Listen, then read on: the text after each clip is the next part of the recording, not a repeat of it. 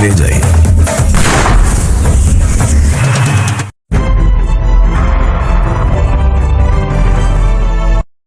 Halo teman-teman, kembali lagi bersama Titik Film. Pada kesempatan kali ini saya akan mencoba merangkum film berjudul Rise, arahan sutradara Rahul Dholaka.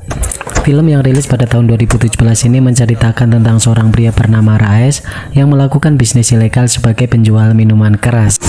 Namun ia menemui sebuah hambatan ketika seorang perwira jujur bernama Majmudar selalu membayangi dirinya agar menghentikan perdagangan mirasnya tersebut. Kira-kira apa yang akan terjadi pada kehidupan Shah Rukh Khan yang akan berperan sebagai seorang kriminal di film ini? Daripada penasaran, kita langsung masuk ke dalam alur cerita filmnya. Berlatar di tahun 1960 di kota Gujarat, India, terdapat sebuah kampung yang bernama Fatehpur, di mana seluruh warga lokalnya bekerja sebagai pembuat minuman keras, dan itu dilakukan secara ilegal, mengingat pemerintah waktu itu melarang untuk memproduksi jenis minuman apapun yang mengandung alkohol. Kita beralih pada seorang anak bernama Rais yang memiliki keterbatasan. Ia tidak bisa melihat dengan baik, sehingga ketika gurunya menyuruh untuk membaca, dia akan mengalami kesulitan. Mengetahui itu, ibunya membawa Rais pergi ke rumah sakit, di mana dokter menjelaskan bahwa Rais membutuhkan kacamata agar ia bisa melihat dengan jelas. Melihat kondisi ibu Rais, dokter itu mencoba menawarkan akan memberikan keringanan harga untuk putranya. Namun ibu Rais menolaknya karena dalam prinsip hidupnya, sekalipun ia dari kalangan warga miskin, ia enggan untuk mempunyai hutang budi terhadap orang lain. Karena hal itu, di malam harinya Rais kemudian mencoba mencuri kacamata yang ada di patung Gandhi. Ia nekat memanjat pagar besi, di mana temannya yang bernama Sadik yang akan mengawasinya kalau-kalau aksi mereka diperkoki oleh penjaga.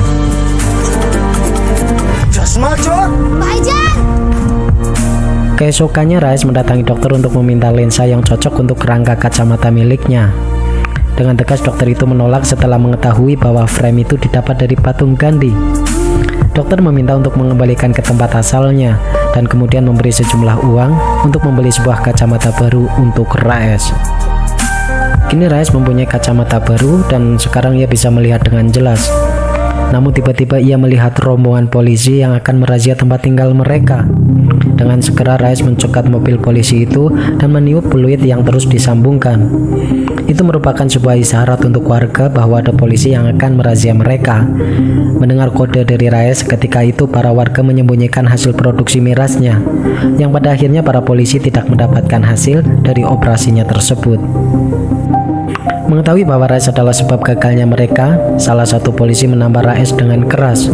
Ibu Rais yang berada di situ mencoba untuk melindungi putranya. Ia merangkulnya dan meminta pada polisi untuk tidak menyakiti putranya. Kemudian polisi itu menanyakan pada Ibu Rais tentang karung goni yang berisi botol yang dibawanya dan mengapa memakai penutup kepala sementara melakukan hal yang ilegal. Ibu Rais menjawab dan berkata, sama halnya seragamu dengan pekerjaanmu, begitupun diriku, pekerjaanku dengan penutup kepalaku. Pertengkaran mereka diakhiri dengan pernyataan Ibu Rais yang mengatakan bahwa tidak ada bisnis yang lebih besar dari keyakinan seseorang. Di hari berikutnya terdengar sebuah berita mengenai ditutupnya seluruh pabrik produksi miras lokal.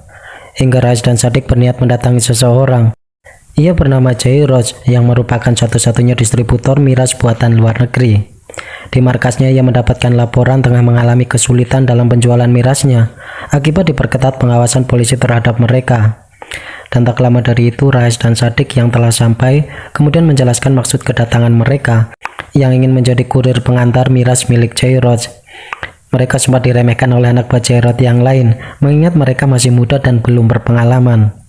Melihat bakat alami mereka, Jairaj kemudian memberi sebuah kesempatan dan di saat itu juga mereka diberi tugas untuk mengantar miras yang telah dikemas. Yang pada akhirnya mereka tak mengecewakan Jairaj dan dengan mudah lolos dari petugas yang sedang berpatroli. Kini kita diperlihatkan Rais yang telah tumbuh menjadi dewasa, dan pada suatu waktu Sadik diperintahkan untuk memberitahu Rais bahwa pengiriman miras mereka tengah ditahan oleh polisi. Rais dengan mengendarai motornya itu mendatangi mereka. Ia dengan kacamata khasnya itu kemudian memasukkan sejumlah uang ke kantong saku polisi yang bertujuan agar truk mereka segera dilepaskan. Memang itulah yang sedang ditunggu-tunggu oleh polisi Vrindavan, uang dan uang. Berbanding terbalik dengan polisi Konoha yang sangat anti terhadap pungli dan tentunya siap melayani masyarakat kapanpun dan dimanapun. Di malam harinya, Rais secara tiba-tiba mengajak Sadik untuk berhenti menjadi anak buah Jairoj dan mulai beroperasi sendiri. Rais menjelaskan agar mereka bisa jauh lebih berkembang dan tentunya akan mempunyai keuntungan yang lebih banyak. Sadik dengan ragu berkata bahwa hal itu mustahil untuk dilakukan, mengingat mereka tidak mempunyai cukup modal untuk memulai sebuah usaha. Rais kemudian meyakinkan Sadik dan berkata bahwa jangan sia-siakan bakat yang telah dianugerahkan terhadap mereka. Keesokan harinya, Rais dan Sadik mendatangi Tuan Jairoj. Dengan sedikit gugup, Rais mengutarakan niatnya yang ingin berhenti menjadi anak buahnya dan ingin memulai beroperasi sendiri. Menganggap bahwa mereka adalah yang terbaik, Jairoj enggan menuruti permintaan Rais dan mencoba membujuk dengan menaikkan gaji mereka. Namun penawaran Tuan Jairoj tetap ditolak oleh Rais, hingga pada akhirnya Tuan Jairoj memberi sebuah syarat yang hampir mustahil dipenuhi oleh Rais. Ia meminta agar Rais mampu mengumpulkan uang sebesar 3 lakhs selama 3 hari. Itu adalah uang untuk mendapatkan miras darinya, dan jika tidak berhasil, Rais harus tetap menjadi anak buahnya. Mendengar itu, Rais tampak begitu kecewa melihat Jairoj yang seperti tidak menghargai kerja kerasnya selama ini. Sekarang ia mulai mengerti bahwa tidak ada teman ataupun saudara dalam sebuah bisnis. Dan tepat sebelum pergi, Rais diberi sebuah jam tangan, dan itu merupakan sebuah pengingat bahwa Rais hanya mempunyai waktu tidak lebih dari 3 hari. Dalam perjalanan pulang, Rais hampir menabrak seseorang yang tengah membawa kambing yang akan dijual ke kota. Dengan kesal, pemilik kambing itu berkata bahwa sebentar lagi hari raya. Jika kambingnya terluka, ia tidak akan mampu menjual seharga 1.000 rupiah, 10 kali lipat dari harga normalnya. Mendengar itu, Rais seperti mendapat sebuah ide dan kemudian mendatangi temannya untuk membeli sebuah mobil. Dia menggunakan motor sebagai DP-nya, sedangkan sisanya akan ia cicil. Ternyata mobil yang baru saja dibeli ia tukarkan dengan sejumlah ekor kambing. Rais bermaksud menjualnya ke Mumbai, mengingat tingginya harga kambing menjelang perayaan Hari Raya Idul Fitri. Setibanya di pasar, mereka tak disambut dengan baik oleh para pedagang di sana. Rais yang tak memiliki izin diminta untuk membawa kembali kambing miliknya. Bahkan di antara pedagang ada yang memanggil Rais dengan sebutan mata empat. Hal itu membuat Rais emosi sebelum akhirnya terjadi perkelahian di antara mereka.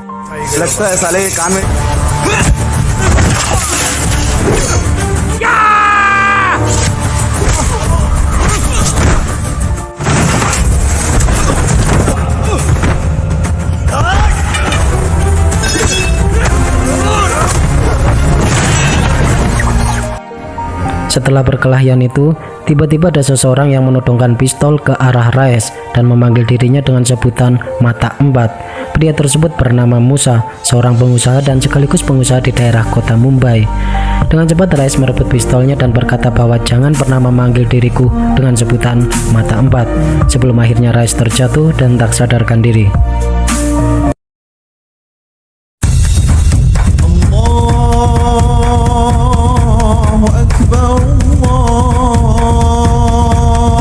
Atas apa yang telah dilakukan oleh Rais, semua kambing miliknya disembelih dan dibagikan secara gratis ke seluruh para jamaah. Itu adalah sebagai ganti rugi atas kekacauan yang telah diperbuatnya. Musa yang penasaran bertanya pada Rais mengenai apa yang akan dilakukan setelah ini. Rais mengungkapkan bahwa ia bingung mau apa dan harus bagaimana. Tapi yang jelas ia mencoba untuk mengikhlaskan kambing miliknya, dan kemudian mengutip perkataan ibunya bahwa tidak ada bisnis yang lebih besar dari keyakinan dan agama. Mendengar itu Musa tersenyum terkagum dan kemudian memberikan sebuah kacamata baru untuk menggantikan kacamatanya yang telah rusak. Di dalam kereta ketika di perjalanan pulang, ada seorang pria berambut panjang dan berkacamata yang selalu memperhatikan mereka, dan ketika ia ditegur oleh Sadik, pria itu hanya diam dan tak memberikan komentar apapun. Dan beberapa saat setelah sampai di rumah, mereka dikejutkan dengan kedatangan pria di kereta tadi. Walaupun terlihat mencurigakan, ia tetap dipersilahkan masuk oleh Rais. Di dalam rumah, pria yang diketahui bernama Nawab tersebut membuka sebuah koper yang berisi uang dan menyodorkan kepada Rais. Nawab menjelaskan bahwa maksud kedatangannya adalah meminta bantuan kepada Rais untuk membunuh Musa, orang yang baru saja mereka temui. Ia akan memberikan sejumlah uang sebagai imbalannya.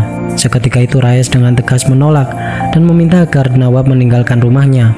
Hal itu dilakukan karena memang Rais sudah tidak ada konflik lagi dengan Musa. Mengetahui jawaban dari Rais, Nawab akhirnya mengungkapkan bahwa ia merupakan anak buah Musa dan ia diperintahkan Musa untuk memberikan sejumlah uang sebagai ganti atas kambing miliknya yang telah dibagikan. Ia juga mengatakan bahwa Musa sangat suka dengan filosofi bisnis dan agamanya. Dan tepat sebelum Nawab pergi, Sadik bertanya bagaimana jika kami tadi menerima tawaran untuk membunuh Musa. Nawab kemudian mengeluarkan sebuah pistol dan berkata bahwa dirinya tak akan meninggalkan jejak.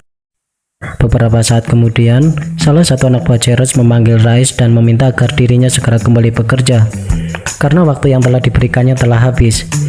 Dengan senyum bahagia, Rais menjawab bahwa sekarang ia sudah mempunyai uang dan ia tidak lagi menjadi anak buah Jairus. Sebelum memulai operasinya, Rais menyempatkan untuk berziarah dan meminta doa restu terhadap mendiang ibunya. Kini, Rais yang dibantu oleh Sadik telah memulai usahanya sendiri. Dengan pengalamannya di bidang miras, mereka dengan mudah menguasai pasar di daerah Fatehpur, Gujarat. Sekarang, mereka bisa dibilang sukses dalam waktu yang cukup singkat. Dari Gujarat kita terbang sejauh 12 km ke suatu daerah, di mana kita diperkenalkan dengan tokoh yang bernama Hasmukh Bhai, seorang pembisnis miras yang sedang mengadakan sebuah pesta. Namun sial, pada saat yang sama dia ditangkap oleh perwira polisi jujur bernama Majmudar, yang telah menyusup sebagai tamunya. Dan di hari berikutnya, Majmudar dipanggil oleh ketua menteri bernama Pandev. Ia merupakan orang yang bertanggung jawab atas segala transaksi ilegal di kota Gujarat. Ia meminta terhadap Majmudar untuk segera membebaskan Hasmukh Bhai, orang yang berada dalam perlindungannya. Atas nama keadilan dan sumpah jabatannya, Majmudar dengan tegas menolak hal itu, sebelum akhirnya ia dipindah tugaskan ke daerah Fatehpur. Kita beralih pada Rais dan teman-temannya yang sedang bermain bisbol. Tanpa disengaja membuat bola itu terlempar jauh ke dalam sebuah rumah. Setelah diizinkan masuk, Rais bertemu dengan anak pemilik rumah yang bernama Aisyah, seorang gadis cantik yang menjadi pujaan hatinya. Rais memberanikan diri dan berkata bahwa keindahan itu ketika melihat dirimu, dan senyum itu terkenang dan telah terukir dalam relung jiwaku. Aisyah dengan senyum manisnya menyahut dan berkata bahwa cinta itu indah, maka merengkuhlah, dan kesempurnaan dari cinta adalah bisa saling memiliki, maka bawalah aku ke dalam duniamu. Sebuah isyarat bahwa cinta Rais tak bertepuk sebelah tangan. Di kantor barunya di Fatehpura, Majmudar yang baru dipindahkan langsung bergerak. Ia meminta informasi pada anak buahnya mengenai nama-nama yang berpengaruh dalam bisnis ilegal, terutama dalam hal penjualan miras. Walaupun Inspektur Derji merupakan polisi yang bekerja sama dengan para penjahat, ia tak mempunyai pilihan lain. Ia memberikan informasi mengenai gudang dan waktu pengiriman miras mereka. Dan di hari berikutnya, satuan yang dipimpin oleh Majmudar menyita semua truk miras dari hasil operasi pengiriman yang dilakukan oleh Tuan Jairus. Sebelum akhirnya, ribuan botol miras Tuan Jairus dimusnahkan. Mengetahui hal itu, Jairus sangat marah, mengingat ia sudah mengeluarkan banyak uang untuk menyuap para petugas.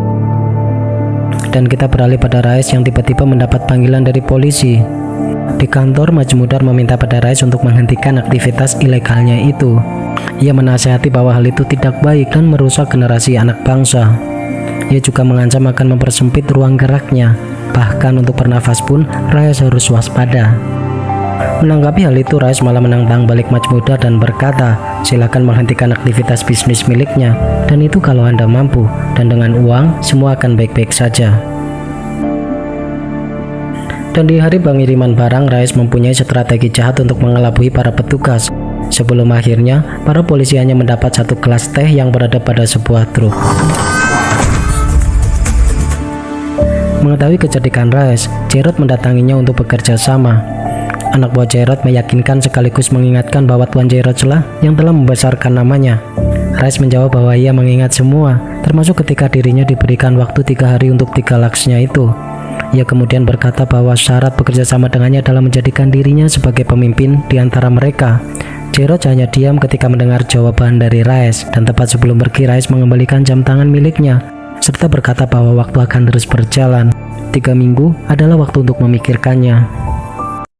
Karena memang saling cocok dan saling mencintai, Rais dan Aisyah pun memutuskan untuk menikah dan masuk ke dalam dunia Rais yang penuh dengan sisi gelap. Dan pada saat yang sama, seorang informan melapor pada Majmudar bahwa esok hari Rais akan melakukan sebuah operasi pengiriman besar-besaran. Kalau mereka bisa menghentikan, Rais akan habis pada saat itu juga. Di Di pagi harinya, Majmudar beserta seluruh anak buahnya memulai operasi secara besar-besaran. Ia memeriksa satu persatu truk yang keluar masuk desa Fatahpur. Bahkan pemeriksaan pun dilakukan di perbatasan kota Gujarat, hingga menyebabkan terjadi kemacetan yang sangat panjang. Mengetahui operasi yang dilakukan oleh polisi, Raes kemudian mengalihkan untuk menggunakan jalur air sebagai cara dalam operasi pengirimannya. Ia menggunakan kapal milik nelayan untuk menjemput miras miliknya melalui jasa pengiriman dari seorang pria bernama Tamla, orang yang menguasai jalur perairan di kota Gujarat. Dan sejak saat itu, Raes memulai kerjasamanya dengan Tamla dengan durasi kontrak yang tidak diketahui seberapa lama waktunya. Di dalam rumah, Jairus diberi kabar oleh anak buahnya mengenai keberhasilan Raes dalam operasi pengirimannya. Jairus kemudian mendapatkan saran dari anak buahnya untuk melakukan sesuatu terhadap Raes. Jika tidak, itu merupakan sebuah ancaman besar untuk kerajaan bisnisnya. Tibalah waktu acara perayaan 1 Muharram, di mana di hari itu Jairus menyewa seorang pembunuh bayaran bernama Salim untuk membunuh Raes. Dengan senjata AWM-nya, Salim membidik tepat di jantung Raes. Beruntung Raes menyadari keberadaan Salim. Ia langsung melempar rantai besi ke arah senjata milik Salim dan kemudian mengejar Salim yang berada di atas sebuah bangunan, hingga terjadilah sebuah perkelahian.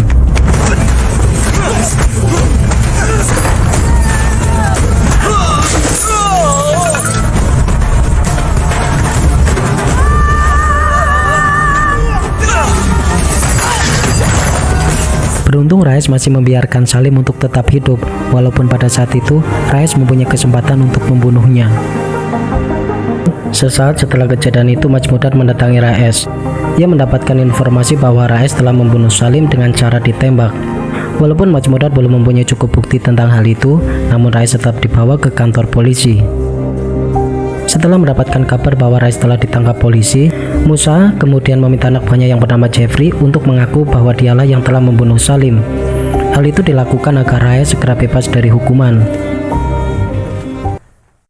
Di malam harinya, Aisyah memberi sebuah kabar gembira terhadap Raes. Ia mengatakan bahwa dirinya tengah mengandung dan sebentar lagi Raes akan menjadi seorang ayah. Mendengar kejutan yang disampaikan oleh Aisyah, Raes dengan tawa bahagianya langsung memeluk Aisyah dan menggendongnya. Sebelum akhirnya ia mendapat telepon dari Musa. Lewat sambungan telepon, Musa mengatakan bahwa yang menyuruh Salim membunuh dirinya ternyata adalah Jairus. Mendengar itu, Raes yang seorang diri bergegas mendatangi rumah Jairus.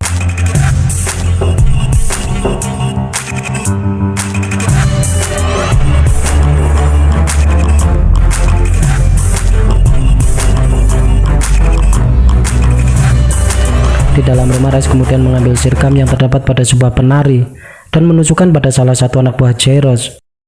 Dengan kecepatan tangannya, Raes mengambil senjata shotgun milik anak buah Tuan Jairus dan mulai menghabisi satu persatu anak buah Jairus.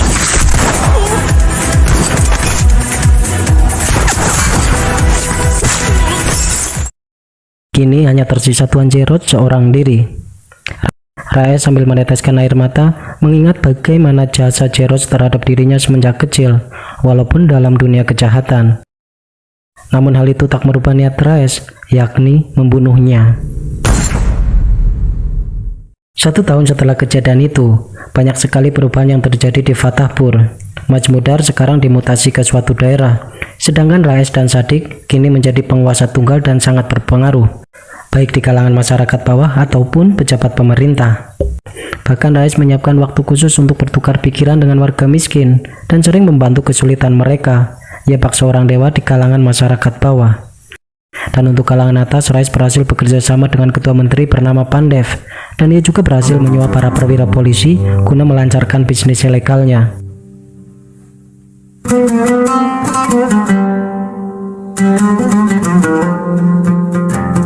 Dan kini Raes dan Aisyah juga telah dikaruniai seorang putra yang diberi nama Faisal. Raes berniat akan mengadakan sebuah pesta yang besar untuk merayakan kelahiran putra pertamanya itu. Singkat cerita, perayaan untuk putranya pun tiba. Banyak pejabat tinggi pemerintah yang hadir, termasuk ketua menteri Pandev. Tamla penguasa lautan juga diundang. Hadir juga seorang calon wali kota baru bernama Pasha. Semua berbaur menjadi satu, baik kalangan bawah ataupun atas. Keesokan harinya, Majmudar berhasil menangkap Tamla yang tengah melakukan sebuah transaksi di wilayahnya. Mendengar itu, Raes segera mendatangi ketua menteri. Ia meminta agar Majmudar dipindah tugaskan dan juga untuk segera membebaskan Tamla. Awalnya Pandev menolak permintaan itu, namun Rais mengingatkan bahwa Majmudar kini sedang menyalakan api dan kobarannya telah mengenainya. Cepat atau lambat, itu juga akan berdampak bagi dirinya. Mendengar itu, Pandev menyuruh pejabat polisi untuk memindahkan Majmudar ke ruang kontrol. Hal itu dilakukan untuk mempersempit ruang geraknya, namun hal itu malah menguntungkan dirinya. Terdapat alat sadap yang bisa digunakan untuk mengawasi semua gerak-gerik Rais. Ini adalah Pasabai, calon wali kota baru di Fatapura yang anti terhadap minuman keras. Karena hal itu, Rais kemudian menelpon Pasha dan meminta pada Pasha untuk tidak datang berkampanye ke wilayahnya. Namun Pasha menolak permintaan Rais dan segera menutup teleponnya. Rais kemudian menghubunginya kembali dan berkata bahwa ia akan membunuh dirinya jika berani melewati daerah kekuasaannya. Namun di hari berikutnya Pasha tetap melakukan kampanyenya ke wilayah Rais. Hal itu membuat kesabaran dirinya habis. Rais dengan anak buahnya segera mendatangi Pasha dan pendukungnya. Dengan menggunakan botol miras, mereka mencoba menghentikan perjalanan Pasha. Rais juga membuat sebuah ledakan hingga terjadi kekacauan di antara pendukung Pasha.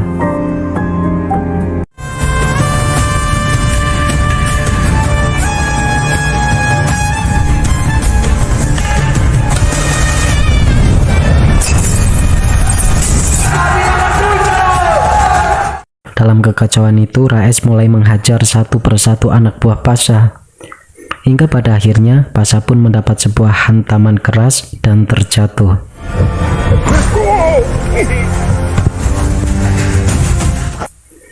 Di malam harinya para wartawan mempertanyakan kejadian yang terjadi di Fatapura. Awak media menuduh Pandev telah melindungi Rais dari sanksi hukum. Mereka juga menuntut agar menteri lebih bersikap tegas terhadap Rais.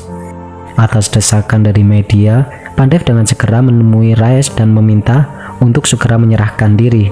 Pandev menjelaskan bahwa Rais akan diberikan fasilitas yang terbaik di penjara dan ia yang akan menjaga bisnisnya agar tetap berjalan.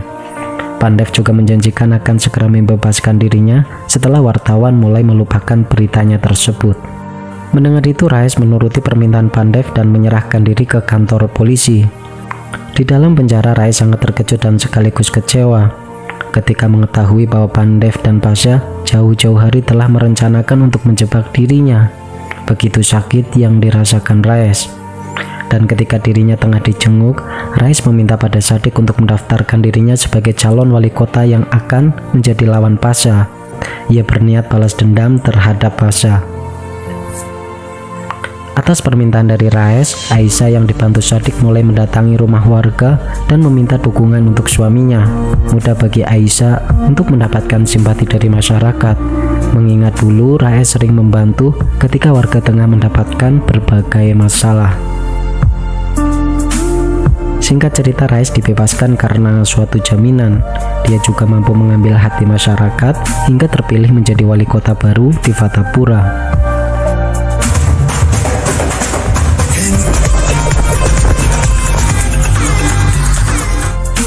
Di hadapan para pendukungnya, Rais mengungkapkan akan membuat perumahan yang nyaman dan juga indah.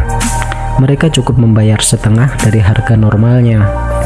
Rais juga berjanji akan mengembalikan semua uang mereka jika perumahan yang dibuatnya mengalami kegagalan. Hal itu membuat masyarakat merasa puas dan juga yakin bahwa mereka tidak salah dalam memilih seorang pemimpin. Suatu ketika di utara kota Pardes terjadi krisis pangan yang diakibatkan adanya konflik antara umat Hindu dan umat Islam. Walaupun seorang kriminal, Rais punya rasa empati yang cukup tinggi.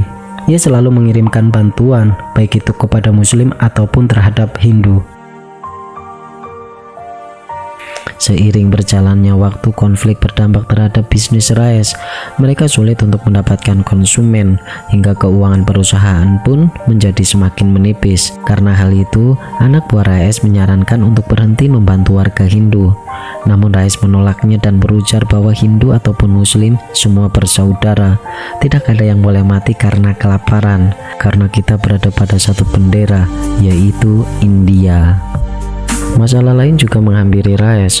Pandev dan Pasha menghentikan izin pembangunan tanpa adanya alasan yang kuat, hingga pada akhirnya banyak bangunan yang menjadi terbengkalai.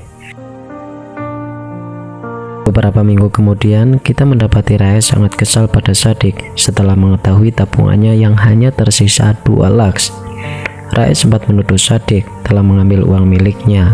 Sadik membela diri dan berkata bahwa uang mereka selama ini telah dipergunakan untuk banyak hal, baik itu untuk pembangunan ataupun membantu yang terdampak konflik.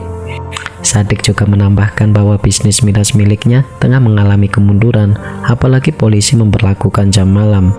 Kini Raes tengah menghadapi masalah besar. Di samping bisnisnya yang telah mandek, ia juga harus mengembalikan uang pembangunan dari para warga. Di hari berikutnya, Raes dan Sadik mendatangi Musa untuk meminta bantuan. Musa yang memang paham betul dengan Raes memberi sebuah solusi. Ia akan memberikan sejumlah uang asal Raes mau mengantar emas ke daerah Pardes, tempat di mana terjadinya konflik antar umat beragama. Walaupun polisi memberlakukan jam malam dan memperketat penjagaan, dengan berani Raes menyetujui permintaan Musa. Ia dibantu dengan Tamla mulai mengirim kotak yang berisi emas ke daerah Pardes. Dengan keberhasilannya itu, Raes mendapatkan uang dengan jumlah yang banyak. Hingga akhirnya ia mampu untuk mengembalikan uang milik warga. Di keesokan paginya terdapat berita bahwa telah terjadi ledakan bom di 3 wilayah pemukiman Hindu yang mengakibatkan banyak sekali korban jiwa. Melalui hasil investigasi polisi, ditemukan fakta dari seorang sopir pengantar. Ia mengatakan bahwa bom tersebut berasal dari kota Gujarat, di mana bom itu dikirim bersamaan dengan emas palsu yang dilakukan oleh Raes. Lewat sambungan telepon, Tamla mengatakan bahwa Musa telah menjebak mereka. Emas yang dikirim tempo hari ternyata memuat bom jenis RTX. Dari semua ledakan yang terjadi, ternyata berasal dari bom yang mereka bawa. Kini Raes dan Tamla menjadi tersangka utama. Raes tampak pucat dan bingung. Ia menyadari bahwa polisi tidak akan menangkapnya, melainkan langsung menembak mati. Ia begitu merasa bersalah karena dalam prinsip hidupnya, ia pantang menjual agama untuk bisnis dan uang. Setelah menelpon Raes, Tamla lebih memilih untuk bunuh diri, dan Raes kini menjadi tersangka tunggal dan sedang diburu oleh polisi. Sadik sebagai teman setianya menyarankan agar Raes segera melarikan diri ke suatu daerah. Namun Raes menolak dan berkata bahwa jika ia melarikan diri, maka polisi akan menangkap mereka berdua.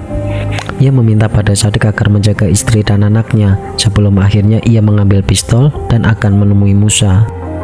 Sebelum masuk ke dalam rumah, Raes digeledah dan diambil pistol yang telah dibawanya.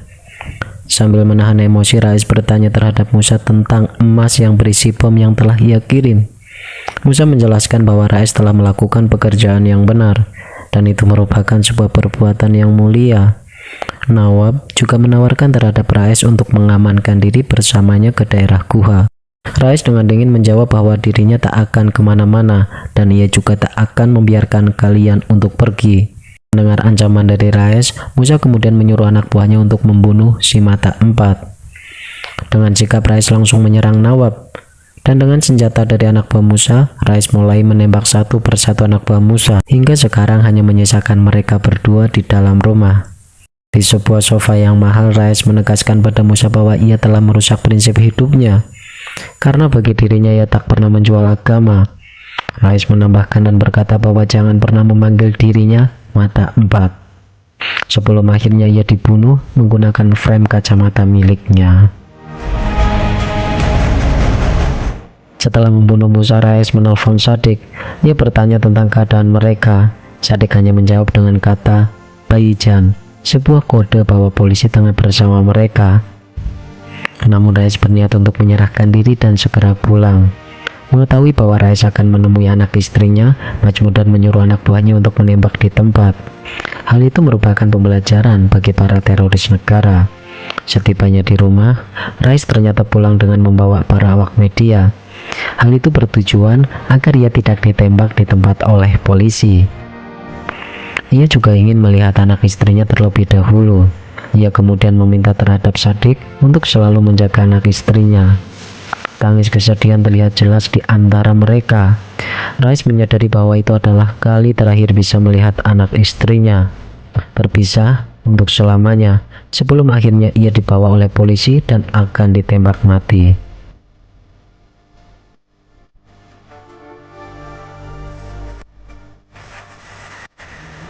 Di tempat eksekusi, Majmudar meminta Rais untuk berbalik, namun Rais menolak dan meminta Majmudar untuk menembak dirinya dari depan. Majmudar akhirnya menuruti permintaan Rais dan menembak mati di saat itu juga. Dan film pun berakhir.